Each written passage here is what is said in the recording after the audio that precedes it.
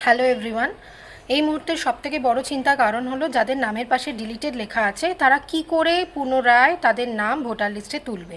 কি করতে হবে?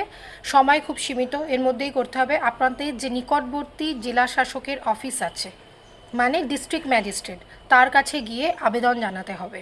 এবার অনেকের প্রশ্ন হচ্ছে আবেদনটা আমরা জানাবো কী করে। প্রথম ধাপ, আপনি একটা আবেদনপত্র লিখবেন, যেখানে আপনার ভোটার নাম্বার দেবেন, আপনার নাম লিখবেন, আপনার পরিচয় লিখবেন এবং লিখবেন যে আপনি কি কি ডকুমেন্ট দেওয়ার পরেও আপনার নামটা ভোটার লিস্ট থেকে কেটে গেছে। মানে আপনার কাছে আপনার পরিচয় প্রমাণ করার জন্য, আপনার ঠিকানা বাসস্থান প্রমাণ করার জন্য যা যা ডকুমেন্ট আছে সেই ডকুমেন্টগুলো লিস্টে লিখে দেবেন এবং জানাবেন যে এই যে 28/2/2026 যে ফাইনাল ভোটার লিস্টটা বেরিয়েছে সেখানে আপনার নাম নেই।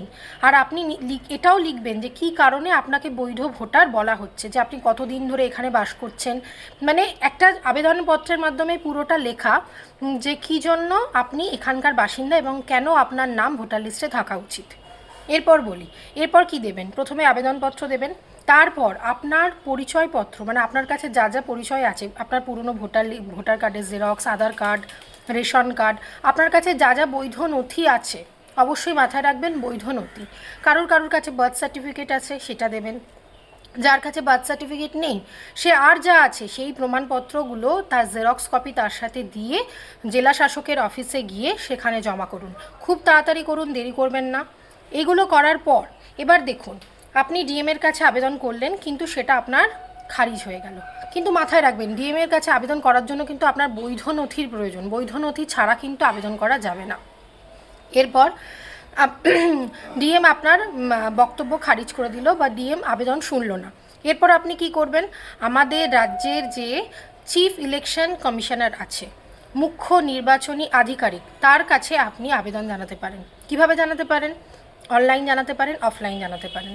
অনলাইন প্রসেস কি আছে আমি আপনাদের একটা ভিডিওর মধ্যে দেখিয়ে দিচ্ছি, যে ইসিআই নেট থেকে আপনারা কমপ্লেন রেজিস্টার করার একটা অপশান রয়েছে, সেখান থেকে কমপ্লেন রেজিস্টার করা যাবে। কিন্তু সেক্ষেত্রেও একটা সমস্যা আছে, সেটা হচ্ছে আপনার ভোটার কার্ডের সাথে যদি ফোন নাম্বার লিঙ্কেজ থাকে তবেই সেটা সম্ভব, আদারওয়াইজ কিন্তু সম্ভব নয়। তাহলে যারা ভোটার কার্ডের সঙ্গে যাদের মোবাইল নাম্বার রয়েছে লিঙ্ক করা, তারা আপনারা অনলাইনে অ্যাপ্লাই করে দিতে পারবেন আপনাদের কমপ্লেন। কিন্তু যাদের মোবাইল নাম্বার লিঙ্ক করা নেই তারা কি করবেন? তারা অফলাইনে গিয়ে যে অফিস আছে সেখানে যাবেন, গিয়ে আপনি ঠিক যে পদ্ধতিতে ডিএমের কাছে আপনারা কমপ্লেন জানিয়েছিলেন ঠিক সেই পদ্ধতিতে প্রথমে আবেদনপত্র মানে একটা চিঠি লিখবেন, অ্যাপ্লিকেশন লিখবেন যেটাকে বলা যায়। তারপর আপনার যে বৈধ নথি আছে তার জেরক্স কপি দিয়ে একটা খামে ভালো করে সেটাকে ভাঁজ করে ঢুকিয়ে তারপর সেটা অফিসে গিয়ে জমা দিয়ে আসবেন।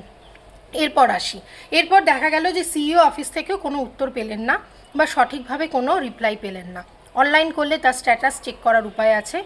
এবার আপনি অফলাইনে কোনো উত্তর পেলেন না, কোনো সুবিধাজনক কিছু হলো না, তাহলে আপনি কি করবেন? ভোটার নমিনেশন জমা দেওয়ার আগে পর্যন্ত 10 দিন আগে পর্যন্ত কিন্তু আপনি ফর্ম 6 ফিল আপ করে নতুন করে আপনার নাম আবার তুলতে পারেন। সেক্ষেত্রে আপনি কি করবেন? আপনি ফর্ম 6 ফিল আপ করে এতগুলো প্রসেস করে যদি না হয়ে থাকে তাহলে ফর্ম 6 ফিল আপ করে আপনি কি করবেন? আবার নতুন করে ভোটার কার্ডের জন্য অ্যাপ্লাই করবেন। কিন্তু মাথায় রাখবেন সেক্ষেত্রে কিন্তু একটা লিঙ্কেজের প্রয়োজন। উইদাউট লিঙ্কেজ কিন্তু আপনি আপনার নাম তুলতে সামর্থ্য হবেন না।